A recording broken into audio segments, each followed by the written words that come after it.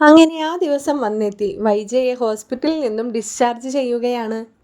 Discharge ഇന്ന് ഉണ്ടാവുമെന്നറിഞ്ഞ് തന്നെ ആങ്ങളമാര് മൂന്നാളും ബാലചന്ദ്രനും ഹോസ്പിറ്റലിലുണ്ട്. ഡിസ്ചാർജിങ് പ്രൊസീജിയർ എല്ലാം കഴിഞ്ഞു. അപ്പോൾ ഇങ്ങേട്ടൻ രാജീവനോട് പറയുന്നുണ്ട്, എന്താ രാജീവേ ഇനി ചെയ്യേണ്ടത്? നമുക്ക് ബാലചന്ദ്രനോട് കാര്യങ്ങളെല്ലാം പറയണ്ടേ? പറയാം ഗംഗേട്ടാ, പക്ഷേ ബാലചന്ദ്രൻ സമ്മതിക്കുമെന്ന് എനിക്ക് തോന്നുന്നില്ല. ഇപ്പൊ ശിവേട്ടൻ പറയുന്നുണ്ട്, അയാളുമായിട്ട് ഒരു തർക്കത്തിനും ഇനി നമുക്ക് നിൽക്കണ്ട. അയാൾ എന്താണോ പറയുന്നത് അത് നമുക്ക് അംഗീകരിച്ചു കൊടുക്കാം. അപ്പൊ രാജീവൻ പറയാണ്, അതിനെങ്ങനെയാണ് ശിവേട്ട, നമ്മളെല്ലാത്തിനും അംഗീകരിക്കുന്നുണ്ടല്ലോ. അവൾക്കല്ലേ വാശി, അവളിപ്പോ തന്നെ എല്ലാം വാശിപ്പുറത്ത് തന്നെയാണ് നിൽക്കുന്നത്. അപ്പൊ ഇവരെ സംസാരിച്ചുകൊണ്ട് നിൽക്കുന്നതിനിടയിൽ തന്നെ നമ്മുടെ ബാലചന്ദ്രൻ അങ്ങോട്ട് കടന്നു വരികയാണ്. അപ്പോൾ ബാലചന്ദ്രൻ ചോദിക്കുകയാണ്, അപ്പോൾ എങ്ങനെയാണ് പോവാൻ, എല്ലാം ഓക്കെ അല്ലേ? കാറിൽ പോകുന്നോ അതോ നമുക്ക് ആംബുലൻസ് റെഡിയാക്കണോ എന്ന് ബാലചന്ദ്രൻ ചോദിക്കുമ്പോൾ നമ്മൾ ഗംഗേട്ടൻ പറയുകയാണ്, ബാലചന്ദ്ര ഒരു പ്രശ്നമുണ്ട്. അപ്പോൾ ബാലചന്ദ്രൻ ചിരിച്ചുകൊണ്ട് ചോദിക്കുകയാണ്, പ്രശ്നങ്ങളോ ഗംഗേട്ടാ? പ്രശ്നങ്ങളല്ലേ ഉള്ളൂ, ഇനി എന്താ അടുത്ത പ്രശ്നം? വൈജ ഞങ്ങളുടെ ഒപ്പം കൊല്ലപ്പള്ളിക്ക് വരൂ എന്നാണ് പറയുന്നത്. ഇനിയിപ്പോൾ ഞങ്ങൾ എന്താ വേണ്ടത്? ബാലചന്ദ്ര, ഞങ്ങൾക്ക് ഒരു തീരുമാനവും പറയാൻ പറ്റാത്തൊരു സിറ്റുവേഷനിൽ നിൽക്കുകയാണ് ഞങ്ങൾ. അതിനൊരു കൺഫ്യൂഷനൊന്നും വേണ്ട ശിവേട്ടാ. അത് ഞാൻ അവളെ കടപ്പാട്ടൂർക്കാണ് കൊണ്ടുപോകുന്നത്. അവൾ എൻ്റെ ഭാര്യയല്ലേ, എന്നോടൊപ്പം എൻ്റെ വീട്ടിലേക്കല്ലേ അവൾ വരേണ്ടത്. അവളുടെ വാശി നിനക്കറിയാലോ ബാലചന്ദ്ര. അവള് ഒന്നിനും സമ്മതിക്കുന്നില്ല. അവള് ഞങ്ങളോടൊപ്പം തന്നെ വരുന്നാണ് പറഞ്ഞുകൊണ്ടിരിക്കുന്നത്. അപ്പോൾ ബാലചന്ദ്രൻ വളരെ പുച്ഛിച്ചുകൊണ്ട് പറയാണ്, അവളുടെ വാശിപ്പുറത്തല്ലേ ഗംഗേട്ട ഇതെല്ലാം സംഭവിച്ചുകൊണ്ടിരിക്കുന്നത്. ഇനിയും നിങ്ങൾ അവളുടെ വാശിക്കൊപ്പം നിൽക്കാനാണ് തയ്യാറെങ്കിൽ ഞാനൊന്നും പറയുന്നില്ല. നിങ്ങൾക്ക് തീരുമാനിക്കാം, ഞാനാണോ അതോ നിങ്ങളാണോ ഇനി അവളുടെ കൂടെ എല്ലാ കാലവും വേണ്ടതെന്ന്. നിങ്ങളോടൊപ്പം അവൾ ഈ ഹോസ്പിറ്റലിൽ നിന്ന് നിങ്ങളുടെ തറവാട്ടിലേക്കാണ് അവൾ വരുന്നതെങ്കിൽ പിന്നീട് ഒരിക്കലും എന്നെ പ്രതീക്ഷിച്ച് അവളോട് അങ്ങോട്ട് വരരുതെന്ന് നിങ്ങൾ തന്നെ പറഞ്ഞു മനസ്സിലാക്കി കൊടുക്കണം. ബാലചന്ദ്രൻ അത്രയും പറഞ്ഞ് തിരിഞ്ഞു നടന്നു. അപ്പോൾ ശിവേട്ടനി ആകെ ഒരു ടെൻഷനായി. കാരണം കമലയാണല്ലോ ആള്. കമലയ്ക്ക് ഒന്നാമത്തെ അമ്മേനെ നോക്കുന്നത് തന്നെ വല്ലാത്ത ബുദ്ധിമുട്ടിലാണ്. ഇനി വൈജയും കൂടി കൊണ്ട് ചെല്ലുമ്പോൾ എന്തായിരിക്കും അവസ്ഥ എന്ന് ആലോചിച്ചിട്ട്. പിന്നെ അത് മാത്രമല്ല, ബന്ധം പിരിഞ്ഞു പോകുന്ന രീതിയിലാണ് ബാലചന്ദ്രൻ സംസാരിച്ചു കൊണ്ട് നിൽക്കുന്നത്. വൈജയുടെ പേരിൽ ഇത്രയെല്ലാം പ്രശ്നങ്ങളുണ്ടായിട്ടും ബാലചന്ദ്രൻ അതെല്ലാം ക്ഷമിച്ച് തന്നെയാണ് നിൽക്കുന്നത്. അപ്പോൾ ഗംഗേട്ടൻ വന്നിട്ട് ശിവനോട് പറയുകയാണ്, ശിവ ഇനി ഒന്നും ആലോചിക്കേണ്ട കാര്യമില്ല. നമുക്ക് വൈജയെ ബാലചന്ദ്രൻ്റെ തറവാട്ടിലേക്ക് തന്നെ എത്തിച്ച് കൊടുക്കാം.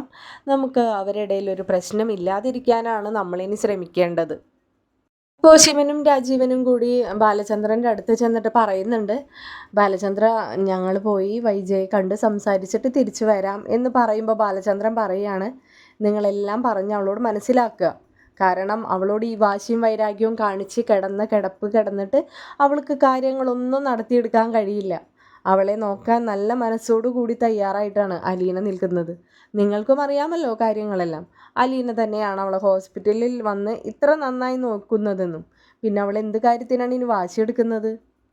അല്ലെങ്കിൽ തന്നെ ശിവേട്ടനെ അറിയാലോ അവൾ എങ്ങോട്ട് കൊണ്ടുപോയി ആർക്കാണ് ഇട്ടുകൊടുക്കാൻ ഉദ്ദേശിക്കുന്നതെന്ന്. എന്നെക്കൊണ്ട് നിന്നെ കൂടുതലൊന്നും പറയിപ്പിക്കണ്ടല്ലോ.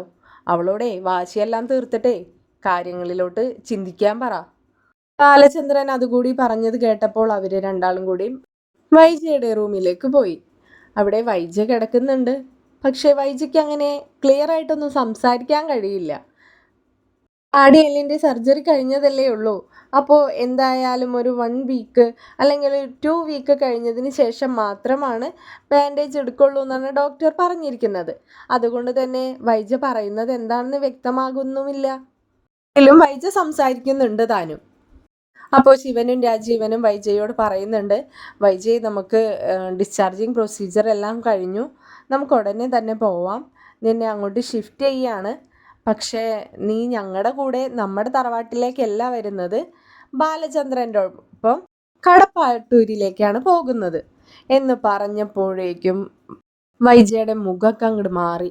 വൈജ വളരെ വലിഞ്ഞു മുറിഞ്ഞ് സംസാരിക്കാൻ തുടങ്ങി. എനിക്കും എൻ്റെ മക്കൾക്കും വിലയില്ലാത്തടത്തേക്ക് ഞാൻ പോകണമെന്നാണോ നിങ്ങൾ പറയുന്നത്?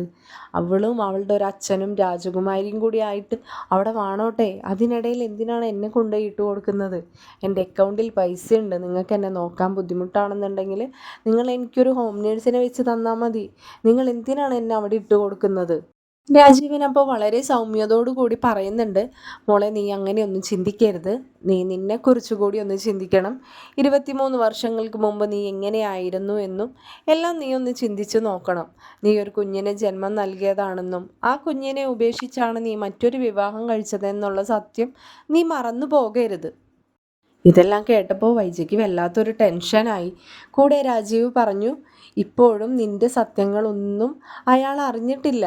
ഇനിയും അയാളോട് നീ ഇങ്ങനെ വാശി കാണിക്കാനാണ് തയ്യാറായി നിൽക്കുന്നതെങ്കിൽ അയാൾ നിന്നെക്കുറിച്ച് അറിയാനുള്ള ശ്രമങ്ങൾ നടത്തും. അപ്പം ഇതെല്ലാം അറിഞ്ഞു കഴിഞ്ഞാലുള്ള അവസ്ഥ നീ ഒന്ന് ആലോചിച്ചു നോക്കിയേ. പിന്നെ നിന്റെ ജീവിതം എന്താകും? നീ ചിന്തിക്കുന്നിടത്തായിരിക്കുമോ നിന്റെ ജീവിതം ചെന്ന് നിൽക്കുന്നത്?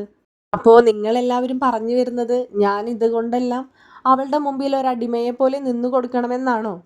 അടിമയെ പോലെ നിന്നു കൊടുക്കണമെന്ന് ഞങ്ങൾ ഒരിക്കലും പറയുന്നില്ല. പക്ഷേ നീ ഒരു കാര്യം ചിന്തിക്കേണ്ടതുണ്ട്. നീ 23 വർഷങ്ങൾക്ക് മുമ്പ് നീ ഒരു കുഞ്ഞിനെ ജന്മം നൽകിയെന്നും ആ കുഞ്ഞിനെ ഉപേക്ഷിച്ചാണ് മറ്റൊരു പുരുഷനെ വിവാഹം കഴിച്ച് അയാളിൽ നിന്നും 3 കുട്ടികളെ പ്രസവിച്ചതെന്നുള്ള സത്യം നിനക്കും നമുക്കും മാത്രം അറിയാവുന്ന കാര്യങ്ങളാണ്. നീ അതെല്ലാം മറച്ചു വെച്ചിട്ടാണ് അയാളോടും അയാളുടെ മകളോടും നീ പെരുമാറിക്കൊണ്ടിരിക്കുന്നത്.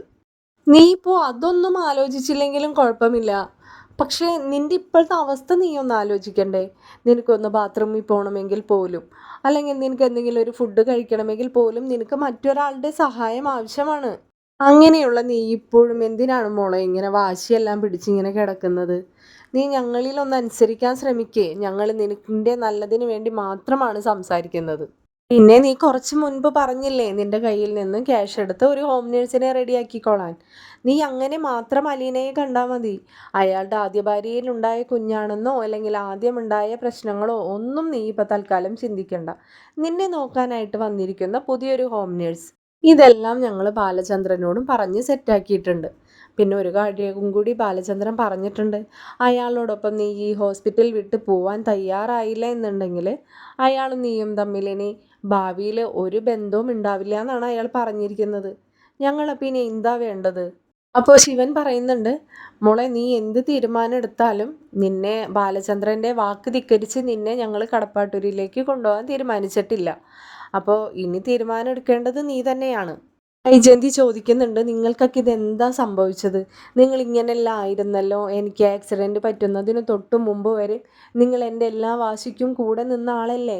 എന്നോട് അയാൾക്കെതിരെ പ്രവർത്തിക്കണം, എതിരായിട്ട് സംസാരിക്കണം എന്ന് പറഞ്ഞ നിങ്ങൾക്കൊക്കെ ഇതെന്താ സംഭവിച്ചത്? അപ്പോൾ രാജീവൻ പറയുകയാണ്, അത് ഗംഗേട്ടൻ വന്നതിന് ശേഷമാണ് ഞങ്ങൾക്ക് കാര്യങ്ങളെല്ലാം കുറച്ചും കൂടി ബോധ്യപ്പെട്ടത്. നമ്മുടെ ബാലചന്ദ്രന് ആഗ്രയിലെ എന്തോ കുറച്ച് കാര്യങ്ങൾക്ക് എന്തോ ഒരു സൂചന കിട്ടിയിട്ടുണ്ട്. അപ്പം നിന്നോടുള്ള വാശി പുറത്ത് ബാലചന്ദ്രൻ അതിനെക്കുറിച്ച് എങ്ങാനും അന്വേഷിച്ചിറങ്ങിയാൽ നീയും ഞാനും അടങ്ങുന്ന നമ്മുടെ എല്ലാ കുടുംബക്കാരും അയാളുടെ മുമ്പിൽ നാണം കെട്ടി ഇല്ലാണ്ടാകും. അപ്പോൾ അയാൾ ആ പഴങ്കഥകൾ അന്വേഷിച്ച് പോകുന്നതിനേക്കാൾ എത്രയോ നല്ലതാണ് നമുക്ക് തൽക്കാലം നമ്മുടെ വാശിയും വൈരാഗ്യവും അയാളോടും അയാളുടെ മകളോടും ഇല്ലാതാവുന്നത് തന്നെയല്ലേ ഏറ്റവും നല്ലത്. എന്തായാലും കൂടുതൽ നിന്ന് സംസാരിക്കുന്നില്ല. ഞങ്ങൾക്ക് പറയാനുള്ള ഞങ്ങളുടെ തീരുമാനം ഇപ്പോൾ പറഞ്ഞതാണ്. ഇനി തീരുമാനം എടുക്കേണ്ടത് നീയാണ് എന്ന് പറഞ്ഞിട്ട് രണ്ടാളും റൂമിൽ നിന്ന് പുറത്തേക്ക് പോയി. അപ്പോൾ മറ്റൊരു നിവൃത്തിയും ഇല്ല എന്ന് മനസ്സിലാക്കിയ വൈജയന്തി ബാലചന്ദ്രനോടൊപ്പം വീട്ടിലേക്ക് പോകാൻ തയ്യാറായി. അങ്ങനെ വീട്ടിലേക്ക് കൊണ്ടുപോകാനായിട്ടുള്ള എല്ലാ സജ്ജീകരണങ്ങളോടും കൂടി വൈജയന്തിയെ എടുത്ത് വീൽ ചെയറിൽ ഇരുത്താണ് നഴ്സുമാരെല്ലാവരും. അപ്പോൾ ഇത് കണ്ടുവന്ന ശിവനും രാജീവനും വീൽ ചെയർ ഉന്തി പുറത്തേക്ക് വരികയാണ്. അപ്പോൾ ഇവർ വരുന്നത് കാണുമ്പോൾ നമ്മുടെ ബാലചന്ദ്രനും അരികത്തേക്ക് ചെല്ലാണ്.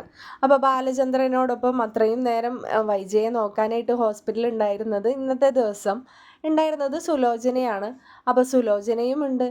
അപ്പോൾ ആംബുലൻസ് ആണ് അവർ സെറ്റ് ചെയ്തിരിക്കുന്നത്. അപ്പോൾ ആംബുലൻസിൽ തന്നെ വൈജയോടൊപ്പം സുലോചനയും കയറുന്നുണ്ട്. അപ്പോൾ ബാലചന്ദ്രനും ശിവനും രാജീവനും ഒക്കെ അവരുടെ കാറിലാണല്ലോ വന്നിരിക്കണേ. അപ്പോൾ ആംബുലൻസിൻ്റെ പിന്നാലെ തന്നെ ഇവർ കാറിലും കടപ്പാട്ടൂരിലേക്ക് പോകുന്നുണ്ട്. അപ്പോൾ കടപ്പാട്ടൂരെത്തി അവർ നമ്മുടെ വൈജയുടെ റൂമെല്ലാം സെറ്റ് ചെയ്തിട്ടുണ്ട്. ഹോസ്പിറ്റലിലുള്ള എല്ലാ സജ്ജീകരണങ്ങളോടും കൂടി തന്നെയാണ് അവർ വൈജയുടെ റൂമും സെറ്റ് ചെയ്തിരിക്കുന്നത്. ഇവർ വന്നു എന്ന് മനസ്സിലാക്കിയപ്പോൾ തന്നെ അലീന വേഗം റൂമിലേക്ക് വന്നു. റൂമിലെത്തി അലീനയും കൂടി ഹെൽപ്പ് ചെയ്തിട്ടാണ് വൈജയെ വീൽ ചെയറിൽ നിന്നും ബെഡിലേക്ക് കയറ്റി കിടത്തുന്നത്. വൈജ വരുന്നതിന് മുമ്പായിട്ട് തന്നെ 2 ദിവസത്തിൻ്റെ ഒരു ട്രെയിനിങ് കൂടി നമ്മുടെ അലീനയ്ക്ക് അവർ കൊടുത്തിട്ടുണ്ടായിരുന്നു കേട്ടോ. നമ്മുടെ ഹോസ്പിറ്റലിൽ നിന്നേ ഇങ്ങനെ ഒരു സിറ്റുവേഷനിലാണല്ലോ വൈജയന്തി വരുന്നത്. അപ്പോൾ എന്തെങ്കിലും ഒരു അത്യാവശ്യ ഘട്ടത്തിൽ ഹോസ്പിറ്റലിൽ നിന്നും ആരെങ്കിലും വരുന്നതിന് മുമ്പ് തന്നെ അലീനയ്ക്ക് ചെയ്യാൻ പറ്റേണ്ട കാര്യങ്ങളെക്കുറിച്ചൊക്കെ ഒരു 2 ദിവസത്തെ കോഴ്സും അവർ കൊടുത്തിട്ടുണ്ടായിരുന്നു. അപ്പോൾ അലീനയ്ക്ക് അത് കാരണം ഒരു ടെൻഷനില്ല. അമ്മയെ നോക്കേണ്ട രീതികളെല്ലാം ഓൾറെഡി അവൾക്ക് അറിയാം. കാരണം അവൾ അങ്ങനെ ഒരു ഹോം നേഴ്സിൻ്റേതായിട്ടുള്ള കോഴ്സൊക്കെ കഴിഞ്ഞ ഒരാളാണല്ലോ. അപ്പോൾ അതുകൊണ്ട് തന്നെ അലീനയ്ക്ക് യാതൊരു ടെൻഷനും ഇല്ല. പിന്നെ സ്വന്തം അമ്മയെ നോക്കാൻ കിട്ടിയല്ലോ എന്നൊരു സന്തോഷവും അലീനയ്ക്കുണ്ട്. വൈജയെ റൂമിലെത്തിച്ച് എല്ലാം സെറ്റ് ചെയ്തതിന് ശേഷം രാജീവനും ശിവനും ഗംഗാധരനും ബാലചന്ദ്രനോട് യാത്ര പറഞ്ഞ് അവിടെ നിന്ന് ഇറങ്ങാണ്. അപ്പോൾ ഇറങ്ങാൻ നേരത്ത് അവർ പറയുന്നുണ്ട്, എന്താവശ്യമുണ്ടെങ്കിലും ഞങ്ങളെ വിളിക്കണം, വിളിക്കാതെ ഇരിക്കരുത്, മനസ്സിലൊരു കറയുമില്ലാതെ തന്നെ വേണം ഞങ്ങളോട് പെരുമാറാൻ, ഞങ്ങളെല്ലാത്തിനും ഒരിക്കൽ കൂടി ക്ഷമ ചോദിക്കുകയാണെന്ന് പറയുമ്പോൾ ബാലചന്ദ്രൻ പറയുന്നുണ്ട്, ഓ ഓ ആയിക്കോട്ടെ എന്ന് പറയുന്നുണ്ട്. അപ്പോൾ ഇതേ സമയം വൈജയ്ക്കാണെങ്കിൽ വല്ലാത്തൊരു വിഷമം തോന്നുകയാണ്. കാരണം തന്നെ ഉപേക്ഷിച്ച് ഇവിടെ കൊണ്ടുവന്ന് തള്ളിയതിന് ശേഷം ആങ്ങളമാരെല്ലാം ഇട്ടെറിഞ്ഞ് പോവുകയാണല്ലോ എന്നൊരു വിഷമം തോന്നുന്നുണ്ട് വൈജയ്ക്ക്. അതോടൊപ്പം മനസ്സിൽ വല്ലാത്തൊരു വാശിയും കൂടിയും തോന്നുകയാണ്. ഇതെല്ലാം മാറി താൻ ഇവിടെ നിന്ന് എഴുന്നേൽക്കട്ടെ, എല്ലാവരോടും താൻ എഴുന്നേറ്റ് നിന്ന് പകരം ചോദിച്ചിരിക്കും, ഇതിനെല്ലാം മുഖത്തടിച്ച പോലെ താൻ ചോദിച്ചിരിക്കും എന്നെല്ലാം വൈജ അവിടെ കിടന്ന് ചിന്തിക്കുന്നുണ്ട്. അതേ സമയത്താണ് അലീന റൂമിലേക്ക് കടന്നു വരുന്നത്. അലീന കടന്നു വന്നതിന് ശേഷം നമ്മുടെ റൂമിൻ്റെ ഡോറും കർട്ടൻസും എല്ലാം ഓപ്പൺ ചെയ്തിട്ടിട്ട് അവൾ അവിടെ ഒരു ചന്ദനത്തിരിയൊക്കെ കത്തിച്ച് വെക്കുകയാണ്. അപ്പോൾ അവൾ പറയുന്നുണ്ട്, ഇതിൻ്റെ സ്മെല്ല് അമ്മയ്ക്ക് ഇഷ്ടമാണെന്ന് ഇവിടെ ആരോ മുൻപ് പറഞ്ഞ് ഞാൻ കേട്ടിട്ടുണ്ട് എന്ന് പറയുമ്പോൾ വൈജ ഇങ്ങനെ അവളെ ഭയങ്കര അമർഷത്തോടു കൂടി നോക്കുകയാണ്. കാരണം അലീന പെട്ടെന്ന് അമ്മ എന്നാണല്ലോ വിളിച്ചത്. അപ്പോൾ തന്നെ അലീനയ്ക്ക് അത് മനസ്സിലായി. സോറി ട്ടോ എന്ന് മാത്രം അലീന പറയുന്നുണ്ട്. അപ്പോൾ ഇതേ സമയത്ത് തന്നെ ബബിതയും രോഹിത്തും കൂടിയും അമ്മയെ കാണാൻ വരികയാണ്. അമ്മയ്ക്കിപ്പോൾ എന്തെങ്കിലും അത്യാവശ്യമുണ്ടോ? ഞങ്ങളിവിടെ തന്നെ ഉണ്ട് കേട്ടോ, അമ്മയ്ക്ക് എന്താവശ്യം ഉണ്ടെങ്കിലും എന്നെ വിളിച്ചാൽ മതി, ഞാൻ ഓടി എത്തിക്കോളാം എന്നൊക്കെ ബബിത വലിയ കാര്യത്തിൽ അമ്മയുടെ കൈയൊക്കെ പിടിച്ച് നിന്ന് ഇങ്ങനെ സംസാരിക്കുകയാണ്. റൂമിലേക്ക് കൃഷ്ണമോളും കൂടി ഓടി വരുന്നുണ്ട്. ഓടി വന്ന് അവൾ അമ്മയെ കൈക്ക് കയറി ഇങ്ങനെ പിടിക്കുകയാണ്. എന്നിട്ട് പറയുകയാണ്, അമ്മേ ഞാൻ വന്നു, അമ്മ എപ്പോഴാണ് വന്നേ? ഞാനേ പുറത്ത് അച്ഛൻ നിൽക്കുന്നുണ്ടായിരുന്നു, അപ്പോൾ പറഞ്ഞു അമ്മ വന്നിട്ടുണ്ടെന്ന്. അപ്പോൾ എനിക്ക് അമ്മയെ കാണാൻ കൊതിയായിട്ട് ഓടി വന്നതാണെന്ന് ഇങ്ങനെ പറയുമ്പോഴേക്കും വൈജ അവളുടെ കൈ ഇങ്ങനെ തട്ടി മാറ്റുകയാണ്. അപ്പോൾ കൃഷ്ണമോൾ ഇങ്ങനെ വിഷമത്തോടു കൂടി ചോദിക്കുകയാണ്, അമ്മയ്ക്ക് എന്നോട് ദേഷ്യമാണോ? അമ്മ എന്താ എന്നോട് മാത്രം ഒന്നും മിണ്ടാത്തെ? അമ്മ കുറച്ചൊക്കെ സംസാരിക്കുന്നുണ്ടെന്ന് ഇവരൊക്കെ പറഞ്ഞതാണല്ലോ, അമ്മ എന്താ അമ്മേ എന്നിങ്ങനെ ചോദിക്കുമ്പോഴേക്കും ബബിത പറയുന്നുണ്ട്, എന്താ അമ്മേ നിന്നെ ആർക്ക് വേണം? നീയേ അമ്മയ്ക്ക് ഇഷ്ടമില്ലാത്ത സന്തതിയുടെ ഒപ്പമല്ലേ നിൻ്റെ സുഖവാസവും സഹവാസവും, പിന്നെ അമ്മയ്ക്ക് എന്തിനാ നിന്നെ? നീ ഞങ്ങളുടെ ശത്രുക്കളോടൊപ്പം നിൽക്കാനല്ലേ നിനക്ക് താല്പര്യം എന്നൊക്കെ ഇങ്ങനെ പറയുന്നുണ്ട്. അപ്പോൾ കൃഷ്ണമോൾ പറയാണ്, ഒരു കാലത്ത് അമ്മയ്ക്ക് മനസ്സിലാകും ഞങ്ങളെല്ലാം ആയിരുന്നു സത്യമെന്ന്, അന്ന് അമ്മ എന്നെ അംഗീകരിച്ചാൽ മതി, അലീന ചേച്ചിയോടൊപ്പം തന്നെ അമ്മ എന്നെയും അംഗീകരിക്കും, അത് മതി എനിക്ക് എന്ന് പറയുമ്പോൾ ബബിത പറയുന്നുണ്ട്, ഇപ്പോഴും അവൾക്ക് കണ്ടില്ലേ അലീന ചേച്ചി, എന്താ അവൾക്ക് പറയുമ്പോൾ അവളുടെ ഒരു നാവ്. എല്ലാവരും കൂടി റൂമിൽ ഇങ്ങനെ നിൽക്കുന്നത് കാണുമ്പോൾ ബാലചന്ദ്രൻ വന്നിട്ട് ചോദിക്കുന്നുണ്ട്, എന്താ എല്ലാവരും കൂടി ഇങ്ങനെ വട്ടം കൂടി നിൽക്കുന്നേ, നിങ്ങൾക്കായിരിക്കും പഠിക്കാനൊന്നുമില്ലേ എന്ന് ചോദിക്കുന്നുണ്ട്. അപ്പോൾ ബബിത പറയാണ്, ഉണ്ട് ഞങ്ങളിതേ പോവുകയാണ്. അപ്പോൾ ബാലചന്ദ്രൻ പറയുന്നുണ്ട്, ഒന്നവിടെ നിന്നേ, ഒരു കാര്യം കൂടിയും പറയാനുണ്ട് എന്ന് പറഞ്ഞിട്ട് അവർ ഇങ്ങോട്ട് തിരിച്ച് നിൽക്കുകയാണ്. അപ്പോൾ എന്താ അച്ഛാ എന്ന് ചോദിക്കുമ്പോൾ പറയുന്നുണ്ട്, ഇവിടെ അലീനയ്ക്ക് ഒരുപാട് ജോലികളുണ്ട്. അതായത് വൈജിയെ കൂടി നോക്കേണ്ട ഉത്തരവാദിത്വം ഇപ്പോൾ അവൾക്കാണ്. അതുകൊണ്ട് തന്നെ വീട്ടിലെ കാര്യങ്ങൾ അവൾക്ക് ചെയ്യാൻ കുറച്ച് ബുദ്ധിമുട്ടുണ്ടായിരിക്കും. അപ്പോൾ ഞാനൊരു സർവൻറ്റിനെ ഏർപ്പാട് ചെയ്തിട്ടുണ്ട്. അവർ വരാൻ കുറച്ച് സമയമെടുക്കും. അപ്പോൾ അതുവരെയും വീട്ടിലെ കാര്യങ്ങൾ നിങ്ങൾ രണ്ടാളും കൂടി കൈകാര്യം ചെയ്തിരിക്കണം.